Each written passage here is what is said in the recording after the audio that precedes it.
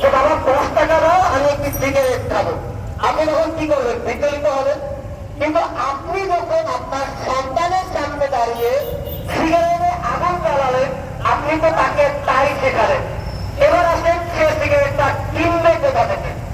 যখন সে স্কুলে যায়, সেই স্কুলের 200 গজের মধ্যে যদি কোনো দোকানে সিগারেট বিক্রি হয় এবং সেই দোকানে যদি কলমও বিক্রি হয়, সে আজকে কলম কিনতে গিয়ে কালকে যে সিগারেট কিনবে না, এর গ্যারান্টি কি আছে?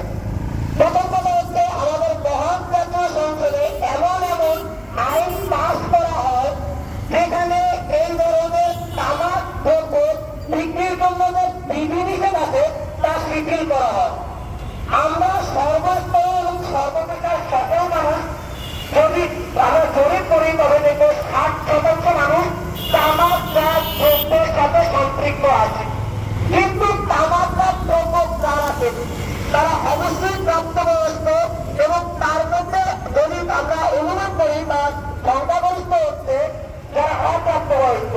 এখন যারা শিক্ষিত এবং যারা প্রাপ্তবয়স্ক তারা কিন্তু জানছে, বুঝছে, এবং তামাকজাত দ্রব্য সিগারেট বা বিড়ি কিংবা একটা গুটখা কিংবা জর্দায় লেখা থাকে যে ধূমপান স্বাস্থ্যের জন্য ক্ষতিকর কিংবা ধূমপান মৃত্যুর কারণ।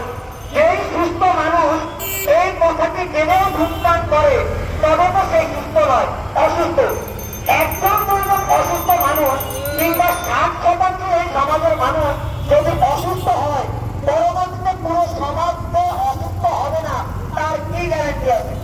আমাদের পরবর্তী জেনারেশন কিংবা প্রজন্মকে অসুস্থ করার আগে এখনই থামা উচিত। এবং মহান জাতীয় সংসদে কি পাস হবে কি হবে না, এবং পাস হওয়ার পরবর্তীতে কি কি ক্ষতিকর প্রভাব হবে তাকে আগে বিবেচিত করা উচিত। যেহেতু বিবেচনার আগে এই রায় বা এই প্রস্তাব অধ্যাদেশ পাস হয়েছে, আমাদের সকল স্তরের মানুষের এখনই এই সময়ে রুখে দাঁড়ানো উচিত।